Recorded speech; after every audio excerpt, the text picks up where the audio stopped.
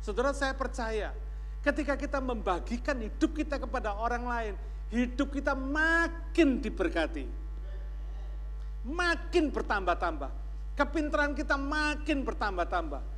Talenta kita makin ditambah-tambahkan oleh Tuhan. Kita nggak bakal kekurangan.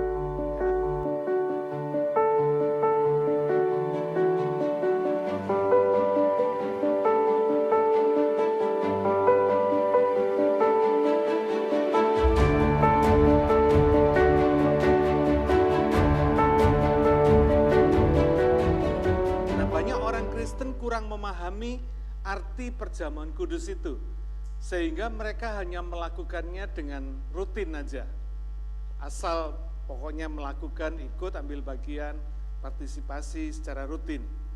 1 Timotius 4 ayat yang ke-8 mengatakan demikian, latihan badani terbatas gunanya, tetapi ibadah itu berguna dalam segala hal, karena mengandung janji, baik untuk hidup ini maupun untuk hidup yang akan datang.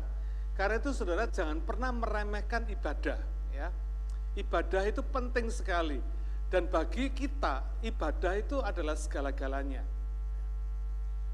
Karena ibadah itu berguna, dikatakan di sini berguna dalam segala hal. Ya. Karena mengandung janji. Saudara luar biasa.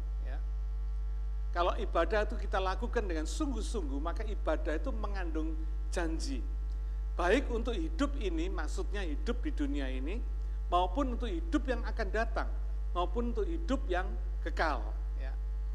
Karena itu, saudara, kita perlu mengerti dan mengimani ibadah kita itu. Ya. Supaya apa? Supaya kita mengalami janji itu. Ya. Karena di dalam ibadah ada janji-janji ilahi. Jadi kalau kita nggak mengalami, rugi kita. Nah nanti kita akan melihat apa rahasianya supaya kita mengalami janji-janji itu di dalam ibadah kita. Saya ingin mengajak saudara flashback ke momentum di mana Yesus makan Paskah bersama murid-muridnya. Ketika dia mengatakan, bagikanlah ini di antara kamu. Sebetulnya apa yang dia sedang pikirkan? Dia tahu sebentar lagi dia akan mati. Dia akan naik di kayu salib, dia akan mati, dia akan menderita. Makanya dia berkata, aku tidak akan makan Paskah ini lagi sampai ia mencapai kegenapannya. Sampai kerajaan Allah itu mencapai kegenapannya. Mencapai kegenapannya di dalam kerajaan Allah. Sampai kerajaan Allah itu datang kepadamu. Jadi ketika dia membagikan cawan tadi itu kepada murid-muridnya dan berkata, bagikanlah ini di antara kamu, saudara. Apa kira-kira yang menjadi perasaan hati dia? Mari coba kita belajar merasakan hati Tuhan. Dia sedang bicara tentang dirinya sendiri, betul nggak? Dia sedang bicara tentang hidupnya sendiri. Saudara coba pikirkan betapa cintanya Tuhan kepada kita. Di dalam agama manapun di dunia ini tidak pernah ada konsep Allah membagikan dirinya, membagikan hidupnya kepada umat pengikutnya, tidak ada. Cuma di Alkitab. Karena itu betapa sakralnya ibadah di dalam kekristenan itu. Jadi bagi kekristenan, ibadah itu bukan sekedar mengikuti liturgi agama, bukan.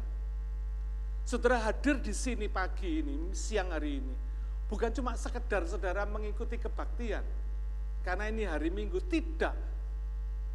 Karena ketika saudara hadir di tempat ini, Allah hadir di sini, dan ketika Allah hadir, dia membagikan hidupnya kepada kita, kepada orang-orang tebusannya, kepada orang-orang percaya. Karena itu ibadah bagi orang percaya itu bukan cuma sekedar hadir di gereja, tapi ibadah itu merupakan sesuatu yang kita lakukan di hadapan Tuhan dengan segenap hati kita. Karena ketika ibadah itu terjadi, Allah membagikan hidupnya kepada kita. Kemudian kita yang sudah menerima hidupnya Allah tadi itu, kita membagikan hidup kita kepada orang lain. Ini prinsipnya. Ketika saudara belajar, studi dengan segenap hati kepada Tuhan, saudara sedang beribadah kepada Tuhan.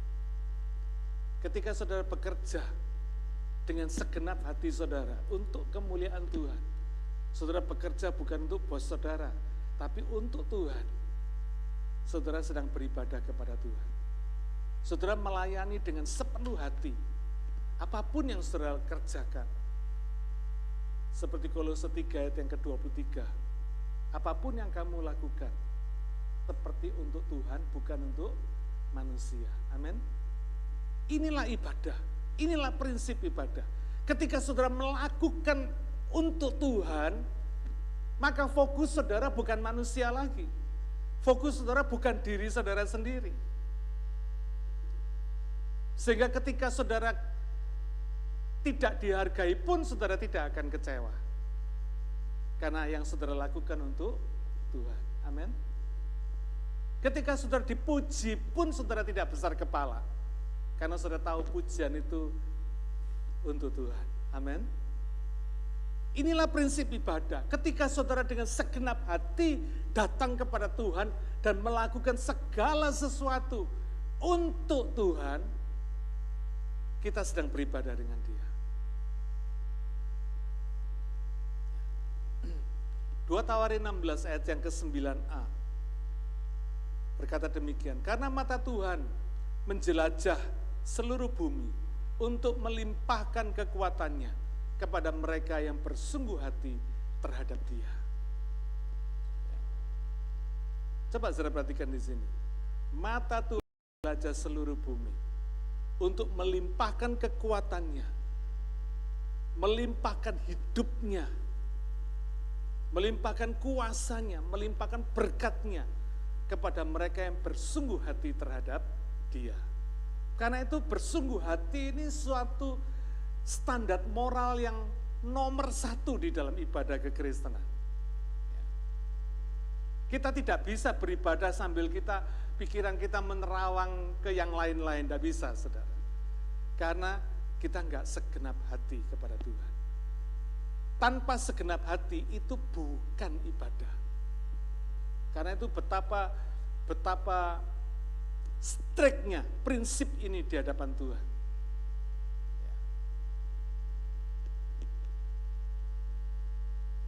Ia rindu agar orang-orang yang dikasihinya, orang percaya, murid-muridnya, ingat bahwa dalam ibadah itu, dalam perjamuan itu, Tuhan sedang membagikan hidupnya kepada kita. Karena itu jangan heran saudara, ketika saudara mengikuti perjamuan kudus, ketika saudara ingat pengorbanannya, ketika saudara ingat cintanya, kadang air mata kita nggak tahan. Karena sesungguhnya kita sedang mengalami sharing life dari Tuhan sendiri. Wow, luar biasa ya. Karena itu jangan heran, ketika saudara lakukan segala sesuatu untuk Tuhan, saudara mengalami janjinya, saudara mengalami kuasanya, saudara mengalami kesuksesannya, saudara mengalami keselamatannya, saudara mengalami perlindungannya, segalanya saudara dapatkan dari Tuhan. Dengan segenap hati kepada Tuhan. Amin. Apapun yang saudara lakukan untuk Tuhan, saudara tidak akan pernah ngomel. Ya. Saya banyak melihat kita ini tidak waspada, saudara. Lupa bahwa Tuhan itu selalu melihat hati kita. Ya. Saya percaya ketika kita segenap hati kepada Tuhan, hati kita penuh sukacita. Amin. Tidak ada ngomel-ngomel, itu tidak ada, saudara. Ya. Ketika Tuhan membagikan hidupnya kepada kita, maka kita belajar membagi hidup kita kepada orang lain. Ada 3 hal yang bisa kita bagikan. Pertama, kita bagi waktu kita untuk orang lain. Ya. Bukan hanya kita serahkan kepada Tuhan, tapi juga kita bagi waktu kita untuk orang lain. Kita mulai belajar berdoa, mendoakan orang lain. Kita belajar melayani orang lain. Kita belajar memberi kesempatan kepada orang lain untuk diberkati oleh kita. Kita belajar untuk memberikan perhatian kepada orang lain. Ya. Karena Tuhan sudah lebih dulu memperhatikan kita. Amin. Yang kedua, kita belajar membagi apa? Membagi talenta kita. Ya, setiap orang di bumi ini Tuhan pasti kasih 1 talenta minimal. Ada kalanya Tuhan beri lebih dari 1 talenta, ya. Saudara ingat ada perumpamaan 1, 2, dan 5 talenta. Kelihatan sekali bahwa Tuhan tuh minimal kasih kita 1 talenta. Dan itu yang kita mesti bagi. Kepintaran kita, kebisaan kita, mesti kita bagi. Ya. Jangan pelit membagi kebisaan saudara. Jangan pelit membagi kepintaran saudara, kemampuan saudara kepada orang lain. Untuk orang lain, untuk pelayanan kepada orang lain. Kalau saudara tahu, kasih tahu, jangan pernah takut, gitu ya. Orang dunia mengatakan, "Loh Pak, ini kan rahasia dapur. Kalau diceritakan kan enak aja orang lain." Enggak, saudara. Enggak, belum tentu. Amin. Saudara nggak percaya? Kasih resep, suruh masak, beda, belum tentu seperti yang saudara masak, ya toh? Jangan khawatir, saudara. Ketika saudara membagi, bukan berarti saudara kehilangan atau kekurangan, enggak. Apa yang saudara bisa bagi, gak usah pelit-pelit saudara. Apa yang saudara tahu kasih, bagikan. Karena ketika saudara membagi, maka saudara mendapat. Makin saudara membagi, saudara makin pinter, amin. Iya, seperti 5 talenta dan 2 talenta yang diterima oleh seseorang. Ketika mereka mendevelop itu, yang satu beruntung 2 talenta, yang satu beruntung 5 talenta. Tambah berkurang enggak? Enggak. Karena 5 talenta yang dihasilkan dikasihkan kembali kepada mereka. Yang semula cuma punya 5 talenta, sekarang punya 10 talenta. Saudara, saya percaya, ketika kita membagikan hidup kita kepada orang lain, hidup kita makin diberkati. Makin bertambah-tambah. Kepintaran kita makin bertambah-tambah. Talenta kita makin ditambah-tambahkan oleh Tuhan. Kita nggak bakal kekurangan. Ya. Mari saudara, belajar untuk kita tidak pelit. Ya. Apa yang kita bisa, apa yang kita mampu, apa yang kita punya, kita bagikan pada orang lain dengan penuh sukacita. Don't worry saudara. Ya. Tuhan mengajar kita belajar untuk memberi dari kekurangan kita. Mungkin kita cuma punya 1, tidak apa-apa, bagi. Nanti Tuhan tambah-tambahkan terus. Dia tahu bagaimana memberkati kita. Yang ketiga, kita membagi berkat. Tuhan kasih kita berkat, Tuhan memberkati kita untuk dibagikan, supaya kita boleh menjadi berkat bagi orang lain. Kita belajar melihat kebutuhan orang lain. Kalau saudara tahu kebutuhan orang lain, orang itu nggak usah minta kepada saudara. Ketika saudara tahu kebutuhannya, langsung saudara kasih. Nggak usah pikir macam-macam. Ada banyak orang yang punya pertimbangan gini, "Pak, nanti kalau saya kasih, nanti dia males Pak, cuma terima tok." Urusan dia saudara. Malas nggak? Malas urusan dia. Urusan kita, mana ada Allah yang seperti ini? Tidak ada. Saudara boleh cari di agama manapun, tidak ada ceritanya dewanya atau Allahnya membagi hidupnya untuk kita. Tidak pernah ada. Ya. Yang kedua, perjamuan kudus ini mengingatkan kita akan apa? Lukas 22 ayat 19 kita baca. Ayat 19 dan ayat yang ke-20. Lalu ia mengambil roti, mengucap syukur, memecah-mecahkannya dan memberikannya kepada mereka. Katanya, "Inilah tubuhku yang diserahkan bagi kamu." Luar biasa. "Perbuatlah ini menjadi peringatan akan aku." Demikian juga dibuatnya dengan cawan sesudah makan. Ia berkata, "Cawan ini adalah perjanjian baru oleh darahku yang ditumpahkan bagi kamu." Wow, luar biasa ya. Dia bagikan hidupnya, dia berikan tubuhnya, dia berikan darahnya. All out, saudara. Karena itu prinsip ibadah kepada Tuhan itu mesti all out. Kalau saudara tidak all out sama Tuhan, itu bukan ibadah. Ya. Kekristenan itu adalah all out. Karena itu yang dikenal Tuhan itu cuma segenap hati. Ya. Separuh hati itu tidak dikenal Tuhan. Tidak dikenal Tuhan.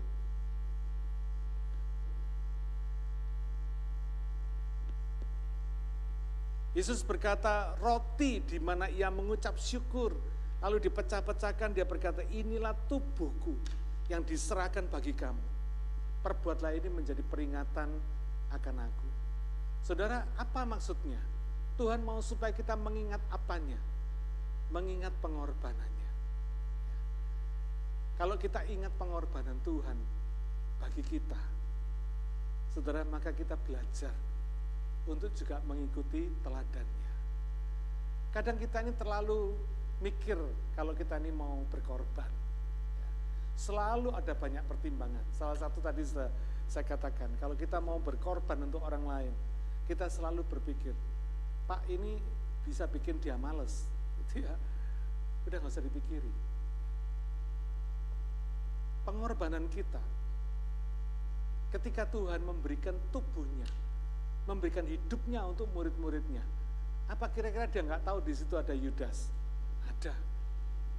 Di situ ada Petrus yang akan menyangkal dia 3 kali sebelum ayam berkokok. Ada yang lari semua, enggak ada yang berani dekat sama di kayu salibnya. Ada. Tapi dia nggak peduli, saudara. Dia berikan hidupnya kepada murid-muridnya. Dia berkata, inilah tubuhku yang diserahkan bagi kamu. Enggak ada di sini kata-kata, kecuali kamu enggak baik sama saya. Gitu ya, enggak ada kecualinya.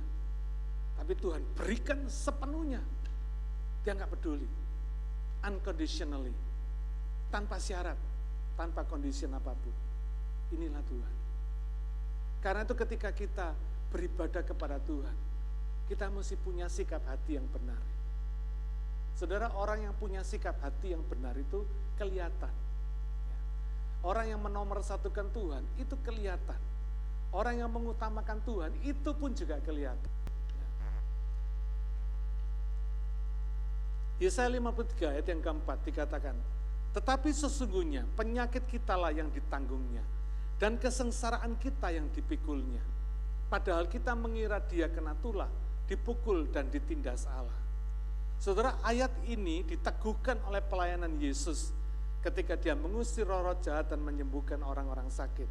Dalam Matius 8 ayat 17, ayat ini diteguhkan, hal itu terjadi supaya genaplah firman yang disampaikan oleh Nabi Yesaya. Mengacunya ke Yesaya 53 ayat 4 ini. Dialah yang memikul kelemahan kita dan menanggung penyakit kita. Ayat yang kelima, tetapi dia tertikam oleh pemberontakan kita. Yesaya 53 ayat yang kelima. Tetapi dia tertikam oleh pemberontakan kita. Dia diremukkan oleh karena kejahatan kita. Ganjaran yang mendatangkan keselamatan bagi kita ditimpakan kepadanya. Dan oleh bilur-bilurnya kita menjadi sembuh. Saudara, Yesus ditikam supaya pemberontakan kita diampuni oleh Allah. Demi kasih Tuhan. Yesus diremukkan supaya kejahatan kita tidak harus dihukum. Tapi Yesuslah yang dihukum demi keadilan Allah. Yesus dihukum demi mendatangkan keselamatan bagi kita. Oleh bilur-bilurnya kita menjadi sembuh. Sembuh dari segala sakit penyakit jiwa, roh, tubuh kita.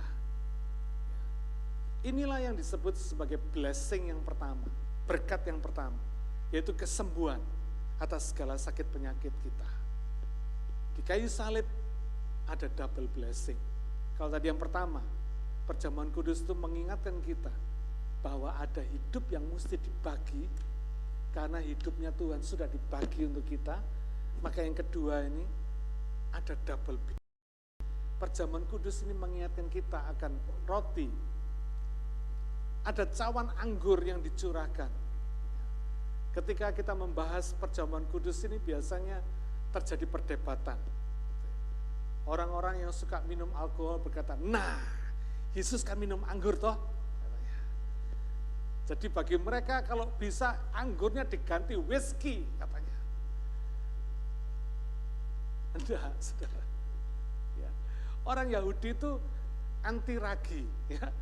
Dia katakan tidak boleh ada ragi, tidak boleh ada fermentasi. Jadi anggur yang dipakai untuk perjamuan di zaman Yesus itu pun Dan sampai sekarang pun mereka itu memakai anggur yang tidak dibolehkan. Ya. Dikatakan di sini anggur ini bicara tentang apa? Darah Yesus yang dicurahkan, ya, yang ditumpahkan untuk orang berdosa. Dan dikatakan ini adalah perjanjian baru yang dibangun atas perjanjian darah yang kekal untuk pengampunan dosa. Inilah blessing yang kedua. Berkat yang kedua. Di kayu salib itu, lewat perjamuan kudus kita diingatkan bahwa ada blessing yang kedua. Apa? Pengampunan dosa. Jadi lewat perjamuan kudus kita diingatkan ada dua blessing, ada dua berkat. Yang pertama berkat kesembuhan, yang kedua adalah berkat pengampunan. Berkat penyucian, berkat penebusan. Ibrani 9 ayat yang ke-15 kita baca. Ibrani 9 ayat yang ke-15. Karena itu ia adalah pengantara dari suatu perjanjian yang baru. Ia di sini adalah Yesus. Supaya mereka yang telah terpanggil dapat menerima bagian kekal yang dijanjikan. Sebab ia, Yesus, telah mati untuk menebus pelanggaran-pelanggaran yang telah dilakukan selama perjanjian pertama. Apa maksudnya perjanjian pertama ini? Perjanjian yang dibangun di atas hukum Taurat, di atas law. Ayat 18. Itulah sebabnya maka perjanjian yang pertama tidak disahkan tanpa darah. Jadi meskipun law tadi itu, hukum Taurat tadi itu, hukum yang tertulis, tapi pengesahannya lewat darah. Ayat 19. Sebab sesudah Musa memberitahukan semua perintah hukum Taurat kepada seluruh umat, ia mengambil darah anak lembu dan darah domba jantan, serta air dan bulu merah dan hisop, lalu memerciki kitab itu sendiri dan seluruh umat, sambil berkata, inilah darah perjanjian yang ditetapkan Allah bagi kamu. Dan juga kemah dan semua alat untuk ibadah dipercikinya secara demikian dengan darah. Dan hampir segala sesuatu disucikan menurut hukum Taurat dengan darah. Dan tanpa penumpahan darah tidak ada pengampunan. Saudara bayangin ya, kalau kita belajar kemah suci, kita tahu bahwa semua alat-alat ataupun termasuk kemah suci itu sendiri, itu di sana terdapat banyak percikan darah. Karena Tuhan menyucikannya. Itu peraturan Tuhan. Tanpa darah tidak ada pengampunan dosa. Jadi ketika orang datang membawa korban persembahan atau korban bakaran di halaman, mereka membunuh korban itu, mereka meletakkan tangannya atas korban itu. Artinya apa, saudara? Dosa kita, dosa ini disalurkan lewat korban bakaran tadi itu, yang dibunuh tadi itu. Kemudian korban bakaran ini dibakar.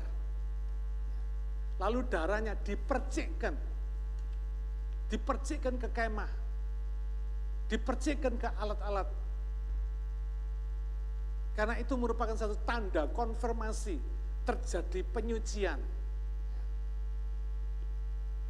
Saya bisa bayangkan, kira-kira kemah suci itu baunya harum apa enggak?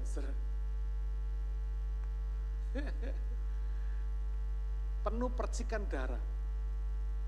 Masuk dalam kemah suci ke ruang suci. Di situ penuh percikan darah.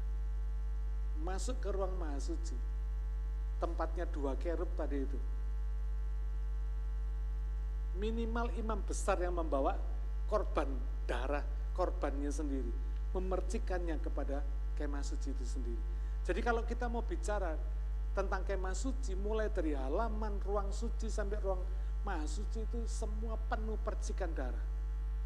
Karena memang itulah cara penyucian menurut hukum Taurat. Ini gambaran apa? Gambaran hidup orang yang disucikan Tuhan.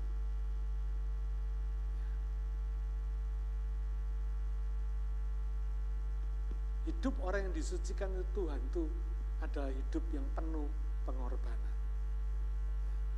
Saudara harus siap berkorban.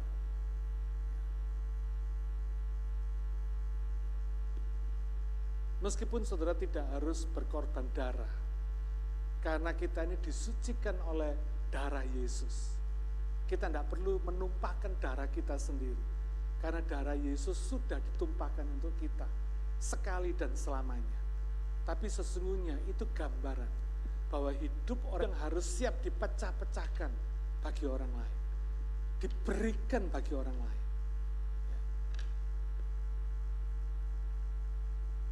Ini bicara tentang pengampunan dosa, bicara tentang penebusan. Dikatakan di sini semua pelanggaran yang terjadi pada perjanjian pertama, yaitu perjanjian yang didasarkan pada hukum Taurat atau the law tadi itu enggak sempurna. Karena itu menggunakan darah anak lembu dan darah domba jantan, darah binatang. Makanya tidak kekal. Untuk penebusan dosa dibutuhkan darah orang yang tidak berdosa. Siapa? Yesus. Karena itu pengorbanan Yesus kekal sekali untuk selamanya. Tidak perlu ditambahi yang lain-lain. Tidak butuh campur tangan manusia untuk membuat penebusannya sempurna. Enggak perlu. Sebab apa yang sudah dikerjakan Yesus sudah sempurna. Inilah berkat yang kedua, berkat pengampunan, berkat penebusan dosa. Ini satu perjanjian baru.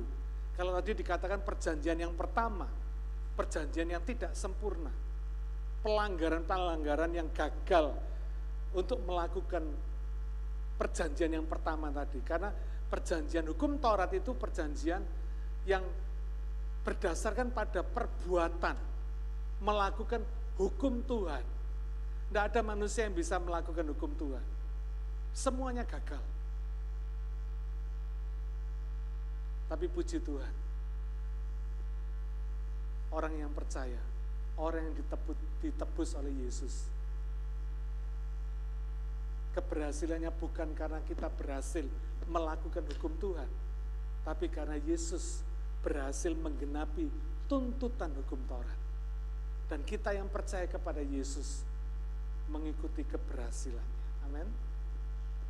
Karena Yesus berhasil, karena Yesus sukses di kayu salib, maka kita juga mengikuti kesuksesannya.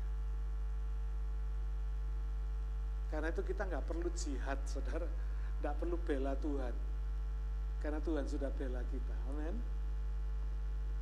Kita bersyukur karena hari ini kita belajar tentang prinsip perjamuan kudus.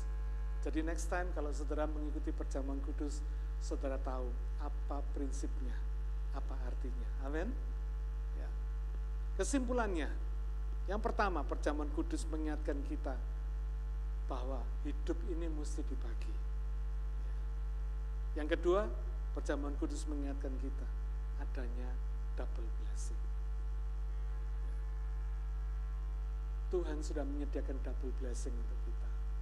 Karena itu jangan pernah sia-siakan ibadah kita. Ada double blessing di sana. Amin. Semoga apa yang saya bagikan pagi hari ini selalu mengingatkan kita supaya kita bersungguh hati kepada Dia. Mari kita berdoa. Bapa Surgawi, kami mengucap syukur. Kami berterima kasih karena kebaikan-Mu yang luar biasa. Terima kasih buat peringatan yang Kau berikan kepada kami semua. Supaya kami selalu mengingat perjamuan malam, perjamuan supper, the last supper, perjamuan kudus yang Engkau sudah lakukan 3.300 tahun yang lalu. Tuhan, terima kasih yang sudah Engkau lakukan 2.000 tahun yang lalu, supaya kami diingatkan kembali bahwa Engkau sudah membagikan hidup-Mu untuk kami, sehingga kami boleh membagi hidup kami juga untuk orang lain.